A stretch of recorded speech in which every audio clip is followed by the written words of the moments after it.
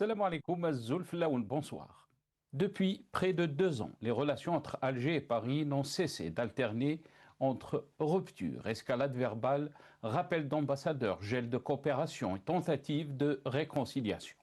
Une diplomatie marquée par des crises à répétition, où chaque décision semble répondre davantage à l'urgence qu'à une stratégie de long terme. Aujourd'hui, le climat semble évoluer. Le retour de l'ambassadeur français à Alger, Stéphane Romaté, la reprise des échanges sécuritaires et judiciaires, la visite du ministre français de la Justice, Gérard Darmanin, ainsi que celle du ministre algérien de l'Intérieur, Saïd Saïoud, en France, témoignent d'une volonté commune de remettre en marche les mécanismes de coopération. Sur le papier, le dialogue reprend. Mais derrière cette normalisation apparente, une question essentielle demeure. Quelle est aujourd'hui la doctrine diplomatique de l'Algérie vis-à-vis de la France? Car la France avance selon une logique parfaitement identifiable. Sécurité, lutte contre le terrorisme, narcotrafic, coopération judiciaire, questions migratoires, protection de ses intérêts économiques. Paris remet progressivement tous les dossiers sur la table avec une méthode qui répond à ses priorités stratégiques. Du côté algérien, en revanche, la ligne apparaît beaucoup moins lisible.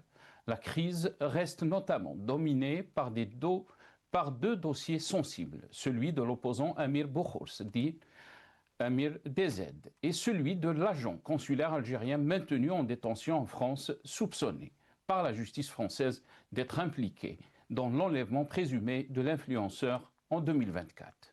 La décision récente de la Cour d'appel de Paris de maintenir cet agent en détention constitue un nouveau revers judiciaire pour Alger et continue de peser sur le climat bilatéral. Au-delà de cette affaire, c'est la cohérence même de la diplomatie algérienne qui interroge. Depuis le début de cette séquence, Alger donne souvent l'impression de pratiquer une diplomatie de réaction plus qu'une diplomatie d'anticipation. Convocation, rappel, déclaration offensive, suspension puis reprise des coopérations. La ligne politique semble fluctuer au gré des crises, sans vision clairement assumée. Certes, la fermeté affichée face à Paris peut répondre à des considérations de politique intérieure. Mais une relation aussi stratégique que celle entre l'Algérie et la France ne peut durablement être pilotée uniquement par les rapports de force symboliques, les mémoires blessées ou les séquences émotionnelles. Car derrière les pouvoirs, il y a les sociétés. Des millions d'Algériens vivent en France, des centaines de milliers de familles sont liées aux deux rives de la Méditerranée. Chaque crise diplomatique se traduit concrètement par des difficultés de visa, des blocages consulaires, des ralentissements administratifs ou un climat de méfiance qui affecte directement les citoyens. La reprise actuelle du dialogue représente donc une véritable opportunité, mais il ne produira les résultats durables que si elle s'inscrit dans une vision stratégique claire. Pendant ce temps, d'autres dossiers continuent de peser sur la relation bilatérale. L'affaire du journaliste français Christophe Glaise reste suivie de près par Reporters sans frontières, qui poursuit ses démarches auprès des autorités européennes. Et à l'horizon, une autre inconnue se profile, l'élection présidentielle française de mai 2027, désormais à moins d'1 an. Si le Rassemblement national accédait à l'Élysée, les relations franco-algériennes pourraient entrer dans une nouvelle phase de forte tension. Émigration, accord de 1968, politique des visas, coopération sécuritaire, mémoire, plusieurs dossiers sensibles pourraient être profondément redéfinis. Pour Alger, l'enjeu dépasse le simple changement d'interlocuteur. C'est l'ensemble du cadre politique qui structure les relations avec Paris depuis des décennies qui pourrait être remis en question. Au fond, la véritable question n'est plus seulement de savoir si Paris et Alger renouent le dialogue. La véritable question est celle-ci: l'Algérie dispose-t-elle aujourd'hui d'une stratégie durable vis-à-vis de la France ou continue-t-elle à gérer les crises au cas par cas? Nous en débattrons avec nos invités juste après cette petite intro.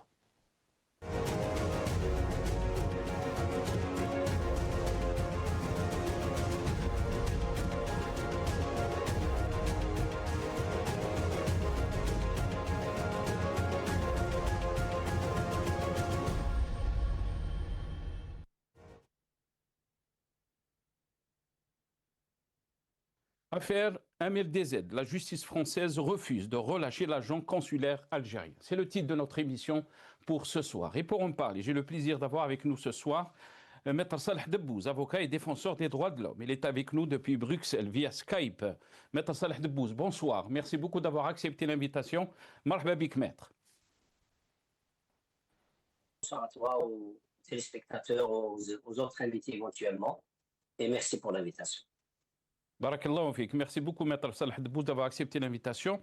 On a aussi avec nous depuis Paris Jamal Gessoum, qui est analyste politique, spécialiste des relations internationales aussi, est avec nous depuis Paris, donc via Skype. Jamal Gessoum, bonsoir. Merci beaucoup d'avoir accepté l'invitation. Marhaba bik, si Jamal. Bonsoir Sina, merci pour cette invitation. Le bonjour à M. Salah Debbouz et à l'ensemble des téléspectateurs et à la régie sans laquelle nous ne pourrons pas faire grand-chose. Absolument. Merci beaucoup, Jamal, d'avoir pensé tout le temps donc à la régie. Un grand bonjour à eux, bien sûr, nos amis de la régie. Mais aussi, on a un invité très content de l'avoir aussi. Ça fait longtemps, notre ami Adel Khalef, économiste et analyste politique. Il est avec nous depuis Londres par téléphone cette fois-ci. Adel Khalef, bonsoir. Merci beaucoup d'avoir accepté l'invitation. Marhaba bik, si Adel. Merci à vous, bonsoir. Merci pour votre invitation et salutations respectueuses à mon ami Jamel et à votre invité depuis Bruxelles, Maître Debbouz, c'est ça, je pense. Absolument, Maître Salah Debbouz. Voilà, et je me réjouis d'être parmi vous ce soir. On est très content de vous avoir avec nous, Adel. Espérons vous avoir donc en vidéo la prochaine fois. Très très content de vous avoir avec nous ce soir. Avant de rentrer dans le vif du sujet, mais aussi donner la parole à nos invités par rapport à cette question qui est très pertinente et qui est récurrente aussi, les relations algéro-françaises. D'abord, quelques titres de la presse nationale, mais aussi la presse française, on en a parlé. On va commencer avec TSA, tout sur l'Algérie. France, l'agent consulaire algérien maintenu en détention. La Cour d'appel de Paris a tranché dans l'affaire de l'agent consulaire algérien qui est en détention depuis plus d'une année en France. Un autre titre, Algérie 360, affaire Amir DZ, un nouveau revers judiciaire pour l'agent consulaire algérien détenu donc en France. La presse française, on va commencer avec le journal Le Figaro. Affaire Amir DZ, maintien en détention d'un agent consulaire algérien soupçonné dans l'enlèvement de l'influenceur. La justice française a décidé le maintien en détention de l'agent consulaire algérien soupçonné d'être impliqué dans l'enlèvement en 2024 en France de l'opposant et l'influenceur algérien Amir Boukhors, surnommé Amir DZ, a appris l'AFP jeudi de sources judiciaires. Un autre journal français, Le Parisien, Christophe Glaise, le président algérien, reçu à Berlin le 16 juillet. Nouvel espoir de grâce pour les parents du journaliste, le directeur de Reporters sans frontières. RSF, donc Thibault Brutin, a confirmé que des contacts sont en cours avec les autorités allemandes et espagnoles, sans garantie aucune à ce stade. On termine avec ce titre de Maghreb émergent, titre qui est, je pense, est très important aussi pour les relations algéro-françaises et ce futur de ces relations, puisque le titre, donc je le cite, Le Pen ou Bardella à l'Élysée serait un accélérateur de rupture dans la relation franco-algérienne. L'hypothèse d'une arrivée du Rassemblement national à l'Élysée ne soulève pas seulement des interrogations sur l'avenir de la politique française pour l'Algérie. Elle pose une question plus profonde, celle de la survie du modèle qui structure depuis l'indépendance et avec de nombreux aléas les relations entre Paris et Alger.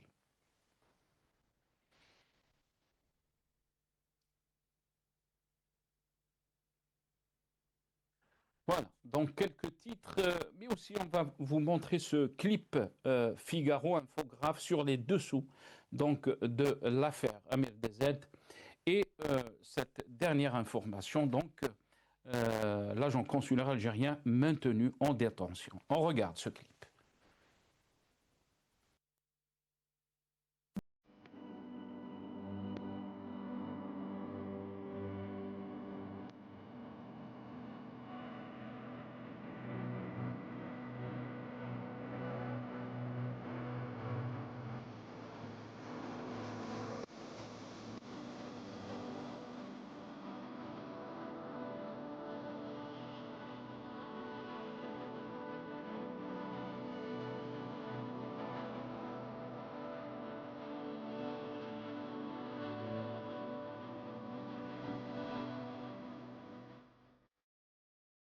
Voilà, vous avez vu ces images donc du journal du Figaro, pardon, et désolé pour notre ami Adel parce qu'il n'y avait pas le son, il y avait juste donc les images et les écritures.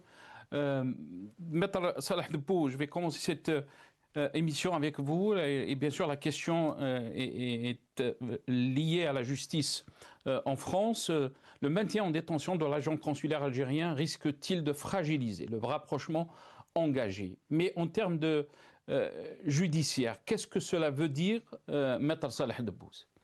Alors qu'on sait que le parquet, le PNAT, a ordonné sa libération. Non, non. Le parquet n'a pas ordonné sa libération. C'est la défense. Non, il n'a pas demandé. C'est la défense du fonctionnaire qui a demandé sa libération. Le parquet antiterroriste n'était pas contre sa libération, mais c'est-à-dire le parquet avait requis qu'il soit mis sous contrôle judiciaire s'il est libéré. Il n'a pas demandé sa libération. Mais le parquet qui suit cette affaire, c'est-à-dire le parquet qui a plaidé, non, il a demandé son maintien en détention. Il a même évoqué 4 raisons. Il a dit qu'il y a un risque de pression sur les témoins. Il a dit qu'il y a un risque de concertation avec des personnes impliquées dans l'affaire. Il a dit qu'il y a un risque de trouble à l'ordre public.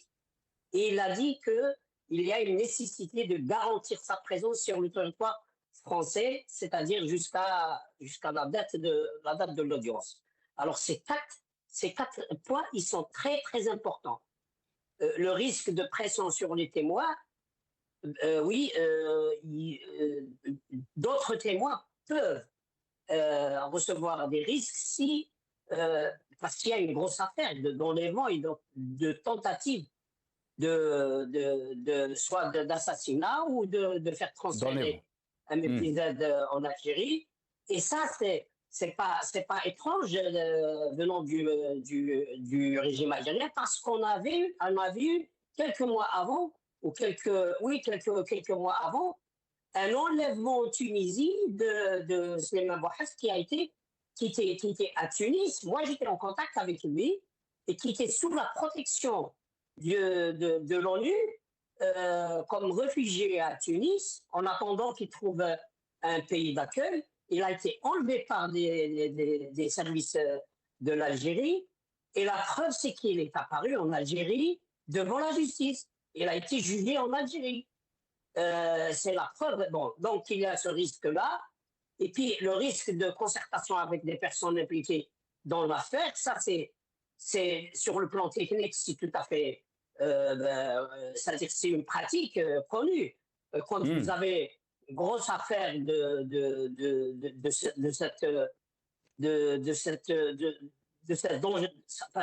une grosse affaire dangereuse de ce calibre-là, il est préférable que les témoins ne se concertent pas pour ne pas qu'ils inventent des alibis, qu'ils soient d'accord sur certaines choses. Ensuite, et le troisième point, il est très important, c'est le risque au trouble à l'ordre public. C'est quoi? Tout simplement, cet agent consulaire risque d'être assassiné, tout simplement par les agents de l'Algérie pour qu'il ne soit plus une source d'information pour la justice. Ça, c'est très important. Parce que parfois, on met les gens en détention pour aussi préserver leur vie. Et puis, il y a et puis, beaucoup plus pour protéger l'affaire. Et donc, la nécessité de garantir sa présence, c'est clair. L'Algérie demande sa libération. Pourquoi? Parce qu'ils ne veulent pas que certaines choses soient dites devant la justice. Quoique, il paraît qu'il y a déjà pas mal de choses qui ont été dites au juge d'instruction. Très bien. Donc, le parquet n'a pas demandé, il était contre. Très bien. C'est bien de préciser, donc, Maître Salah Debbouz, restez avec nous. Djemal Ghessoum, qu'est-ce que vous en pensez? Bien sûr, on va revenir sur la question politique, la question donc des relations algéro-françaises, puisque ces derniers temps, on a parlé d'un rapprochement, d'un apaisement. Il y a eu plusieurs visites de ministres français, le dernier, bien sûr, ministre de la Justice, Gérard Darmanin, le ministre algérien de l'Intérieur, qui était en visite aussi en France. On s'est dit que peut-être la page de la crise a été tournée. Mais donc cette décision de la Cour d'appel de Paris, qui a tranché dans l'affaire de l'agent consulaire donc, en détention et qu'il sera maintenu donc, en détention, est-ce que vous pensez que cette affaire risque-t-elle de fragiliser le rapprochement déjà engagé? Qu'est-ce que vous en pensez, Djamel Ksou? Je pense tout d'abord que le niveau de relation entre la France et l'Algérie ne permet pas déjà d'aller au plus bas que la situation n'est aujourd'hui.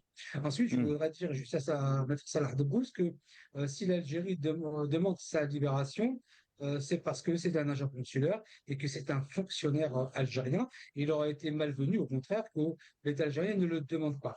Ensuite, dans l'analyse, ce n'est pas une information, mais une analyse, je ne crois pas un traître mot de cette affaire, Amir DZ. Je ne crois pas parce que je connais aussi bien personnellement Amir DZ que je connais les services de renseignement algériens. Il faudrait être, en tout cas de mon point de vue, il faudrait que je sois un idiot fini pour croire que les services de renseignement l'aurait intercepté pour le libérer dans une forêt à 40 km de Paris.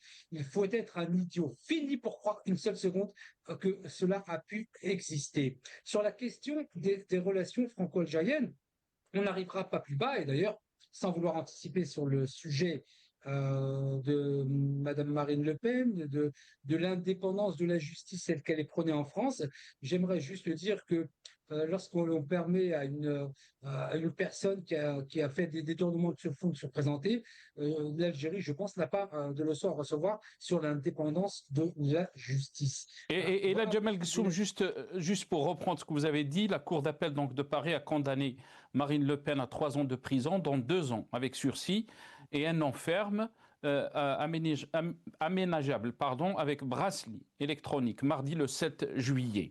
Avec une peine d'inéligibilité réduite à 15 mois, la chef du file donc, du Rassemblement national est donc éligible à l'élection présidentielle en avril 2027. C'est exact. C'est-à-dire qu'on permet à une personne d'accéder aux plus hautes fonctions de l'État en France après avoir été condamné pour des faits de détournement. Il y a eu 4,1 millions €, je crois.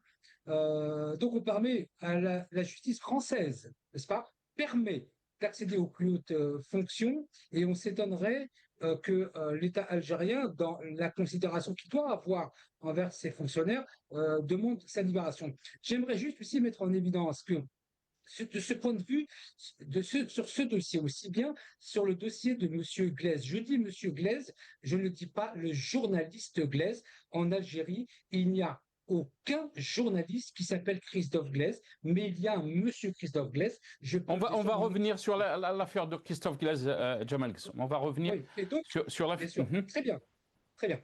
On va revenir sur l'affaire. Si vous voulez continuer par rapport donc, à cette affaire de l'agent consulaire, pour vous, il n'y a pas de justice indépendante donc, en France? Non. Oui, vous savez, en France, vous, vive Palestine, vous vous retrouvez en prison. À la mairie de Paris, il y a des animateurs qui ont violé des enfants, ils ne sont même pas rentrés un jour en prison. Vous avez une femme politique qui a détourné 4 millions d'euros, pas un jour de prison. Et on appellera ça une justice indépendante, comme si le viol, comme si le détournement de fonds n'existait pas dans le code de procédure pénale. Quelle est cette justice indépendante? Et quand on parle c'est pour ça que sur cette question-là, de l'agent consulaire, mais l'ensemble des questions que nous allons traiter aujourd'hui, je vais vous le dire comme je le pense, parce que je ne suis pas quelqu'un du binaire. Vous savez, un piano, ce sont des touches blanches et des touches noires. Il ne peut pas y avoir que des touches noires et des touches blanches. Aujourd'hui, sur la question de la relation avec la France, je me range aux côtés de l'État algérien sans l'ombre d'un doute, parce que je sais que sur ces questions internationales et de relations avec la France a tort depuis le début, depuis le 31 juillet 2024. On l'a vu, ce qui s'est passé avec M. Retailleau, et que d'ailleurs, juste pour vous dire que même si c'est M. Bardella, que je connais personnellement, je l'avais reçu quand il avait à peine 19 ans. même si c'est le RN qui accède au pouvoir, je peux vous assurer qu'en termes de relations d'État à État, entre la France et l'Algérie, cela ne changera absolument rien. Nous avons atteint le plancher le plus bas en termes de relations, donc je n'ai pas d'inquiétude à me faire sur cette question-là. Très bien. Et pourtant, Jamal Ghessoum, vous étiez très critique ces dernières semaines, ces derniers jours, donc du pouvoir en Algérie. Mais on va revenir. Peut-être vous aurez le temps de... Non, permettez-moi. Vous savez, une balance sert à peser quelque chose. C'est pas parce qu'on parle d'un produit qui va peser le même poids que tous les autres produits. Moi, j'affirme ma position dossier par dossier. Je ne suis pas une personne binaire. Très très bien. C'est bien dit en tous les cas, Jamal Ghessoum, mais on a compris ce que vous voulez dire. Adel Khalef, désolé Adel, j'aimerais avoir votre aperçu par rapport à cette question. Ils avaient suivi bien sûr ce dossier, les relations donc algéro-françaises. Qu'est-ce que vous en pensez donc de cette dernière affaire concernant donc le maintien en détention de l'agent consulaire algérien donc en prison? Est-ce que cette affaire, donc ce maintien, risque-t-il de fragiliser le rapprochement déjà engagé à Adel Khalef? Bon, alors, le rapprochement engagé, vous savez, d'abord, ce qu'il faut reconnaître et ce qu'il faut constater, déjà, c'est que ce qui moi me stupéfait à titre personnel, c'est que les gens ont l'air d'être surpris de ce refus de libération de ce diplomate. Je tiens à signaler que même si moi, personnellement, à titre personnel, bien sûr, je me tiendrai toujours aux côtés de mon pays. Et ça, c'est un devoir, de chaque citoyen. C'est automatique et c'est même pas débattable. Ceci étant dit, moi, ce que je constate, surtout là où je pointe du doigt, c'est que je suis un peu surpris que les gens soient surpris que cet individu n'a pas été libéré. Je tiens à faire rappeler que le parquet français antiterroriste est quand même un parquet qui est composé de magistrats extrêmement compétents, extrêmement expérimentés, et croyez-moi, ces gens-là ne mettent pas en prison les gens juste comme ça. Vous savez, en France, c'est pas comme en Algérie. L'Algérie, c'est pas encore un état de droit. On ne sait pas encore ce qu'est la culture d'être un état de droit. En Algérie, aujourd'hui, pour un like sur Facebook, vous allez derrière les barreaux. Nous sommes un pays sur le côté juridique, sur le côté justice plutôt. Nous avons un retard de 2 espèces. Par contre, la France est un très grand état de droit. C'est la fille aînée de l'Église. C'est un pays de la diplomatie, un état de droit.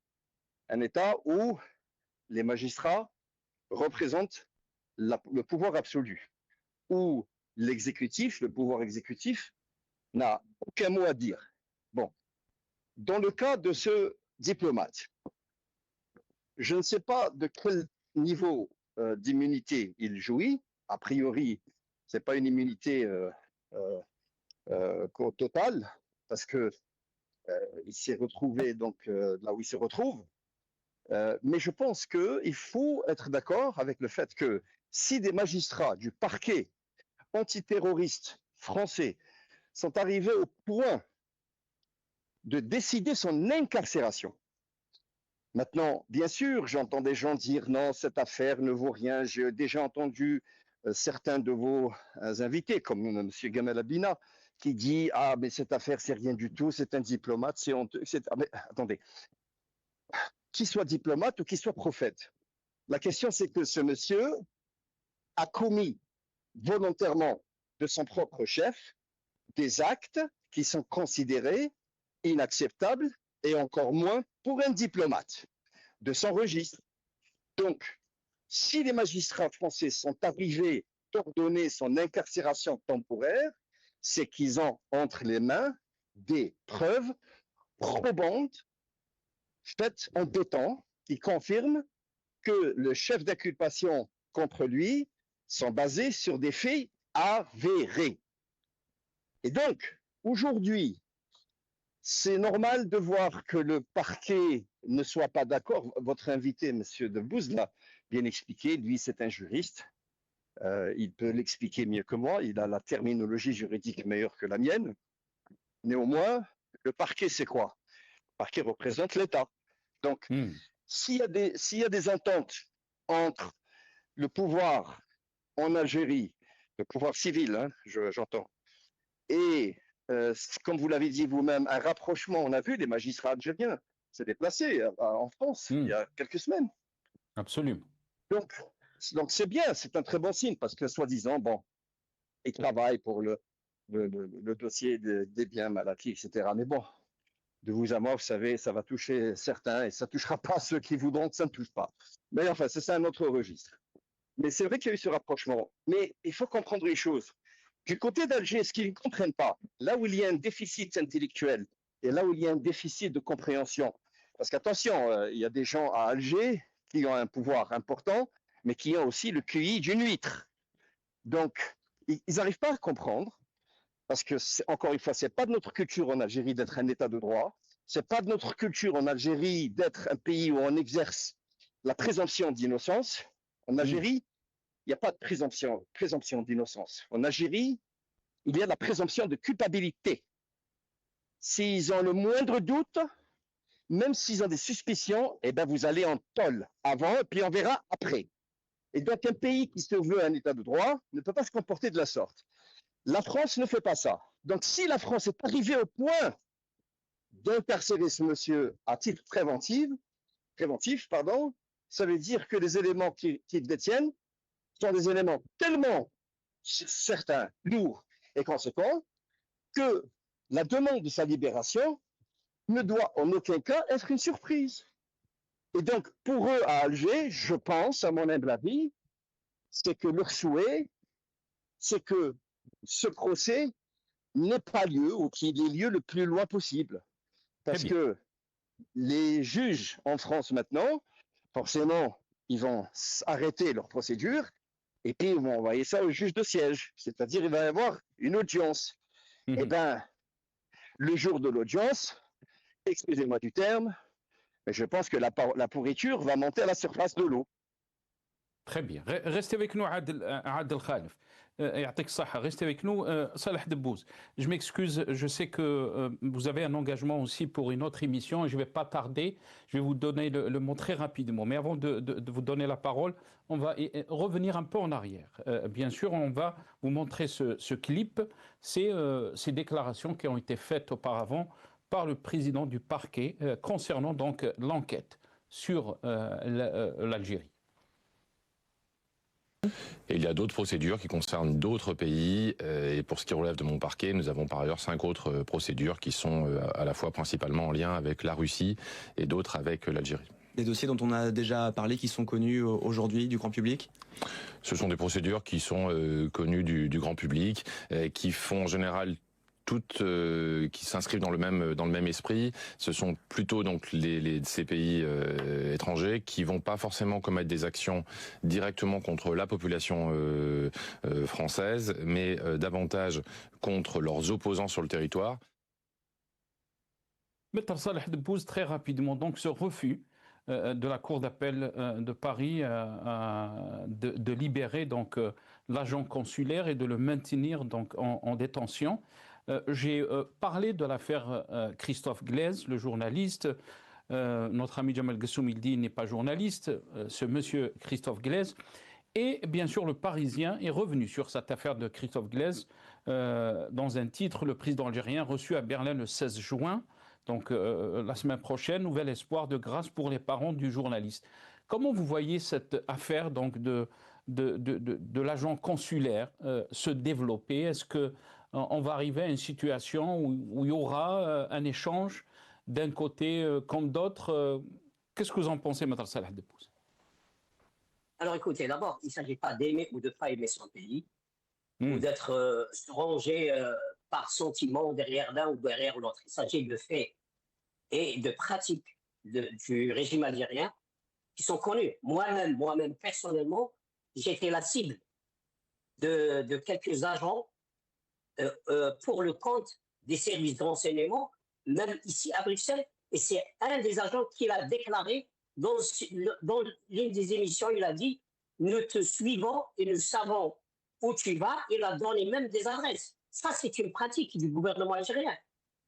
Et ce n'est pas parce que j'aime mon pays que je dois fermer les yeux sur ces pratiques. Ensuite, quand on est mauvais dans la gestion des affaires publiques à l'intérieur, on l'est forcément à l'extérieur.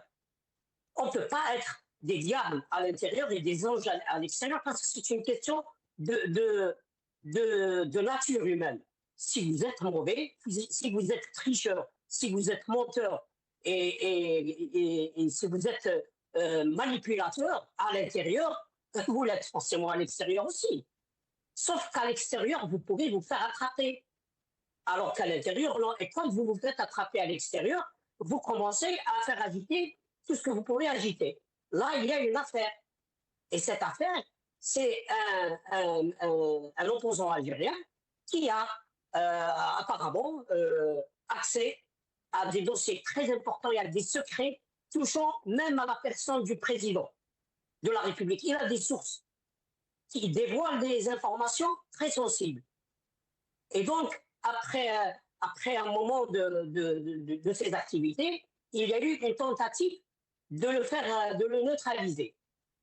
Ce n'est pas ces agents-là qui ont fait la tentative, ces agents-là, ils étaient en contact avec un groupe qui n'est pas algérien, c'est des délinquants qui ont agi au profit de 3 agents. Au moins, ils étaient en contact avec au moins 3 agents consulaires. Il y a une enquête technique qui a déterminé par le bornage des appels téléphoniques que ceux qui ont enlevé ML17 étaient en contact. Et il y a même une somme d'argent qui a été transférée d'une façon non officielle de la part de l'ambassade du consulat français vers ces délinquants. Et cet agent-là qui est en détention, il a déjà commencé à donner des éléments qui confortent les soupçons et qui justifient justement son maintien en détention. Je ne peux pas, avec ces éléments très techniques qui constituent des preuves, sachant que la nature du régime algérien, c'est ça. Je vous ai donné l'exemple sur moi-même. Tout à l'heure, je vous ai déjà donné l'exemple de Slimane Bouhafs.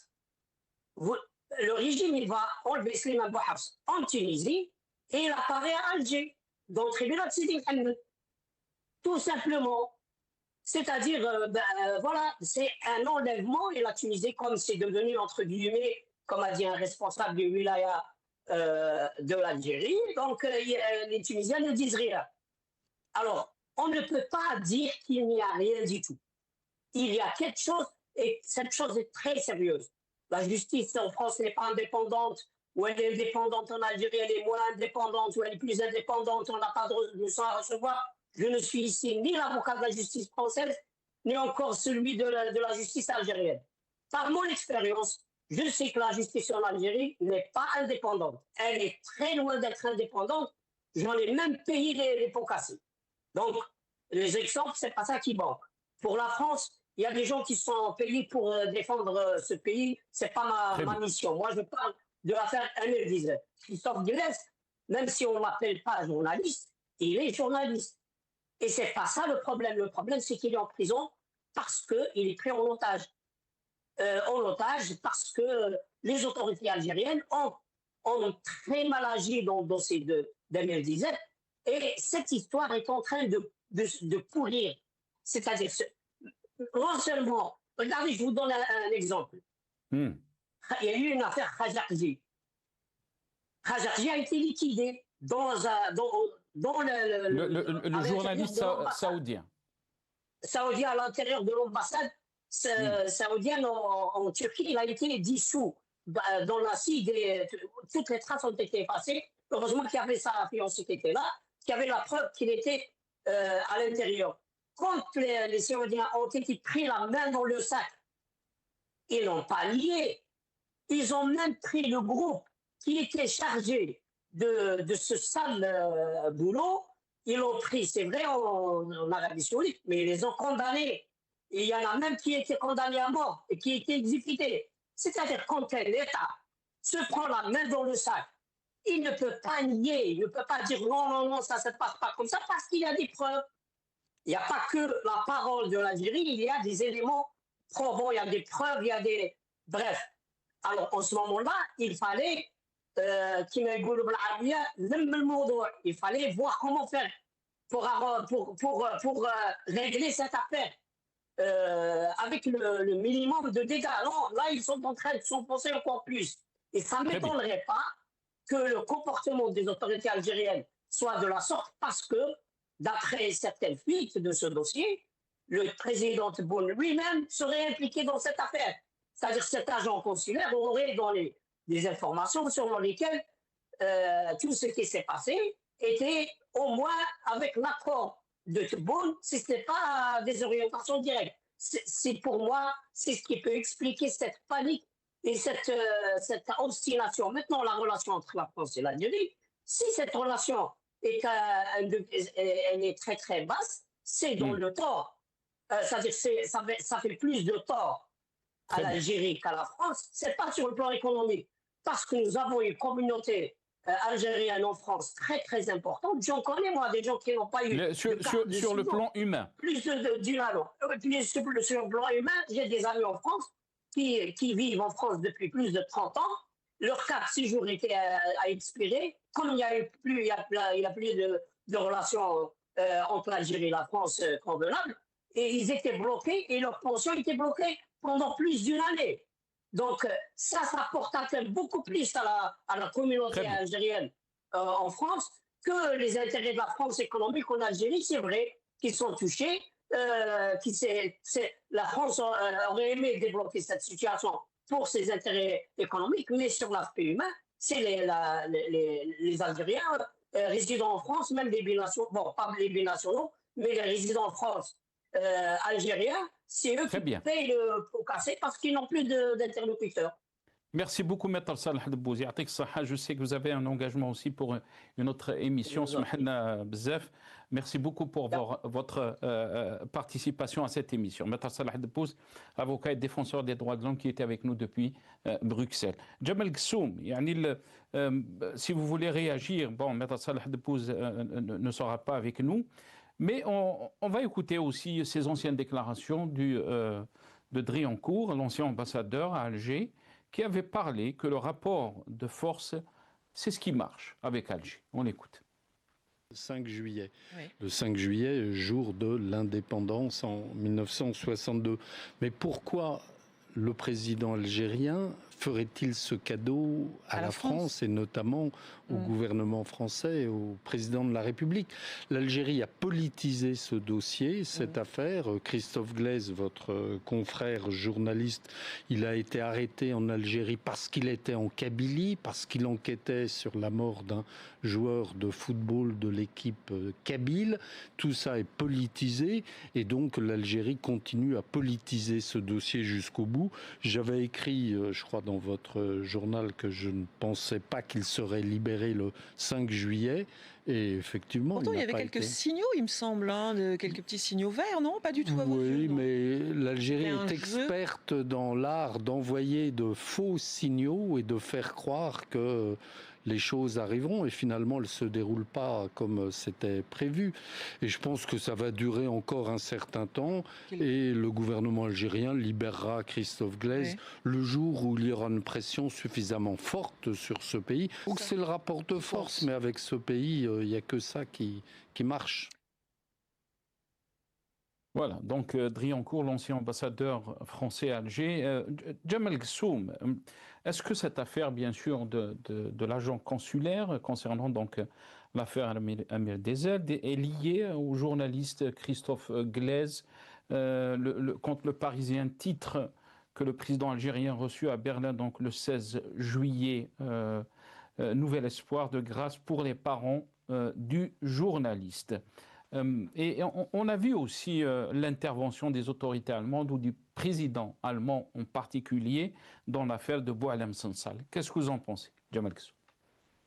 Alors, tout d'abord, j'aurais aimé dire à Salah Debbouze, qui n'est pas là, vous l'avez dit, qu'il affirme un certain nombre de choses comme étant des faits prouvés et concrets. J'aurais aimé qu'à l'appui de ces affirmations, pas de ces hypothèses, mais de ces affirmations, qu'il amène sur ce plateau des preuves concrètes. Vous savez, quand on est avocat, on a le sens, si vous voulez, de ce qu'est à charge et à décharge, la valeur de la preuve, la présomption d'innocence. Je regrette juste que M. Debbouze n'a pas apporté d'éléments concrets. Ce ne sont que des hypothèses qu'il faudrait faire passer comme étant des affirmations pour un avocat, mais je trouve cela dommage.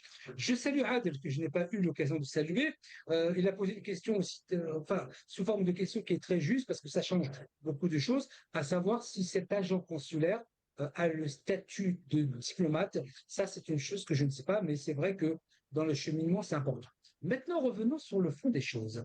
La question de savoir quelle a été la première affaire à éclater. Est-ce que c'est l'affaire Christophe Glaise ou l'affaire Damir DZ? De mémoire, corrigez-moi, je peux me tromper, c'est M. Christophe Glaise qui a été incarcéré avant. Donc, dire a priori que M. Glaise serait otage d'une affaire qui serait venue après est intellectuellement illisible et indicible. Ça ne veut absolument rien dire. Sur ce que vient de dire M. Driancourt, moi je réfute, je l'ai dit tout à l'heure, je réfute le statut de journaliste à M. Glaise pour une raison très simple, c'est qu'il savait pertinemment en voulant se rendre en Algérie en tant que journaliste, le visa lui aurait été refusé, le visa de presse, parce qu'il y avait eu des contacts entre lui et le MAC à Paris. Qu'est-ce qu'il a fait? Il s'est cru malin, en fait, en voulant demander un visa touristique et donc ne pas se permettre d'avoir le statut de journaliste. S'il avait un visa de presse, il aurait pu se défendre de ce statut. Il est parti sans djellaba, je vais dire ça comme ça, et arrivé là-bas, il veut mettre djellaba. Non, c'est trop tard. Donc, l'affaire Christophe Glaise, moi, je ne souhaite pas qu'il soit maintenu en détention. Il y a sa grand-mère, je crois qu'il y a 102 ans, qui avait demandé à sa libération. Moi, en tant qu'Algérien, et j'ai envie de dire au président Tebboune, pas pour Christophe Glaise, parce que si c'était Christophe Glaise, qu'il termine sa peine, mais pour sa mère, pour sa grand-mère, libérez-le. Avec l'esprit d'Algérien que nous avons, c'est-à-dire que vous nous volez une baguette, on vole une boulangerie. Et bien par contre, si vous nous donnez une baguette, on va vous donner une boulangerie. Alors, libérez-le et interdisez-lui définitivement le territoire. Mais en tout cas, cette affaire Amir DZ, je connais. D'ailleurs, vous savez, l'article que vous avez passé, Algérie 360, avec Amir DZ, et le fond vert, c'est dans mon studio qu'il a pris. Je viens de me rendre compte. Donc, il venait me voir, je le connais. D'ailleurs, je ne l'ai jamais trahi à chaque fois qu'il venait me voir parce qu'il était très méfiant. La confiance, c'est important. Mais en tout cas, sur ces deux affaires en relation avec la France, je suis aux côtés de l'État algérien, même si c'est un État injuste. Je ne crois pas en la justice algérienne. Je l'ai dit il y a 3-4 mois. Je l'ai redit encore sur mon dossier qui a été rejeté à la candidature à la législative. Je ne crois pas une seule seconde et une seule minute, mais je l'ai dit avant. Je ne crois pas en la justice algérienne. Mais sur cette affaire, cette double affaire, Amir Bokhors et M. Glaise, dans les relations qui sont avec la France, la coupable dans toute cette escalade, c'est véritablement la France. Je défends l'État algérien, pas M. Tebboune, en qui je n'ai pas un gramme de confiance. Je n'ai pas 1% de confiance au président de la République, que cela soit clair. Mais pour une raison d'État, et parce que l'Algérie s'est faite violentée depuis le 31 juillet 2024, aussi bien par la reconnaissance du Sahara occidental que les attaques permanentes avec l'arrivée de M. Bruno Retailleau, ce serait ensuite l'Algérie qui serait accusée. Il ne faut pas plaisanter, il faut être raisonnable. C'est pour ça que je dis qu'une balance ne peut pas peser qu'un seul poids. Autant que sur la question interne en Algérie, je n'ai que des critiques à faire vis-à-vis du président Tebboune. Je n'ai rien de bien à dire là, mais sur la question extérieure et la relation avec la France, je suis du côté de l'État algérien. Très bien, très clair, Jamal Gessoum. Adel Khalif, qu'est-ce que vous en pensez? Adel Khalif, je vais vous laisser le mot de la fin, mais avant de vous donner la parole, on va écouter aussi dans un autre passage Driancourt, donc qui parle de cette relation entre Alger et Paris et aussi parle de cette relation qui sert de politique intérieure. On l'écoute. Pensons que l'Algérie, c'est finalement un État étranger comme l'Allemagne, comme la Grande-Bretagne, comme l'Espagne. Mais en réalité, l'Algérie, c'est de la politique étrangère, mais c'est de la politique intérieure française. Et le président algérien Tebboune l'a bien compris. Donc il instrumentalise ce qui se passe en France par les franco-algériens, par les nationaux algériens, par les Français d'origine algérienne. Et donc Tebboune a compris que c'était un levier sur la politique intérieure française. Et donc je pense que la campagne électorale qui va commencer bientôt, même peut-être dès aujourd'hui, avec le procès de Marine Le Pen en appel, la campagne électorale va être un des éléments de la stratégie de l'Algérie qui va plus ou moins volontairement, plus ou moins explicitement soutenir un candidat à la présidence de la République. Il faut noter que... Ils ont déjà fait leur choix, pardon ? Je pense qu'ils attendent ce qui va se passer là, et puis ensuite ils vont plus ou moins manipuler les électeurs d'origine algérienne ou franco-algérienne. Par quels moyens ils manipulent ? Voilà. Adel Khalef, comment vous voyez donc cette relation algéro-française se développer avec tout, bien sûr, qu'on est les dossiers de justice d'un côté comme de l'autre, ces déclarations, bien sûr, que cette affaire ou cette relation est utilisée comme un levier de politique intérieure. Adel Khalef. Bon, vous savez, dire que... Je ne sais pas, vous savez, moi je respecte l'ancien ambassadeur, Xavier Drioncourt. Je pense que c'est quelqu'un qui est extrêmement expérimenté, il connaît très bien l'Algérie, il connaît la mentalité algérienne, il sait comment ça fonctionne en Algérie. Mais bon, je pense qu'il a fait quand même une petite erreur, mais ça c'est selon mon opinion à moi. Dans sa déclaration, il dit que le président de la République, Abdelmajid Tebboune, aurait compris certains aspects qui fonctionne à l'intérieur de la politique française et qu'il joue avec. Moi, je pense que ça, c'est normalement, à mon avis, M. Drioncourt se trompe sur ce point-là. Et je vais dire pourquoi. Même si ce n'est que mon opinion personnelle, et ça n'engage que ma modeste personne. D'abord, le président de la République, même si peut-être, je pense, sur le plan individuel, c'est quelqu'un forcément peut-être de très gentil, mais sur le plan de ses fonctions, il faut quand même se rappeler que M. Tebboune n'a aucune expérience en diplomatie. C'est quelqu'un qui n'est pas du métier, il ne sait pas ce qu'est de la diplomatie, il ne sait pas ce qu'est le langage diplomatique international, et a priori, franchement, il n'est pas très fort dans le choix de ses ministres, parce que quand on voit l'incompétence interstellaire de notre ministre des Affaires étrangères, et quand on voit tous les récents revers diplomatiques de l'Algérie, vous savez, moi j'étais écœuré de voir que l'Algérie s'était abstenue de voter par rapport à la loi américaine pour la Palestine. Il ne faut pas oublier ça. Je vois aussi qu'il y a beaucoup d'imperfections, beaucoup trop graves. Je tiens à faire signaler que l'Algérie n'a envoyé personne aux funérailles de Ali Khamenei, alors que c'est un pays frère. L'Algérie n'a pas exprimé ses condoléances au décès de Ali Khamenei, peut-être pour faire plaisir à tonton Trump. Enfin, je ne sais pas moi comment ça fonctionne du côté de Mouradia. En tout cas, c'est un fonctionnement qui n'est pas en totale coordination avec ma petite cervelle. Donc, et puis, n'oublions pas le revers diplomatique abyssal, honteux et scandaleux par rapport au Sahara occidental. Donc, on voit qu'il y a une série d'échecs, une série d'erreurs dans la diplomatie.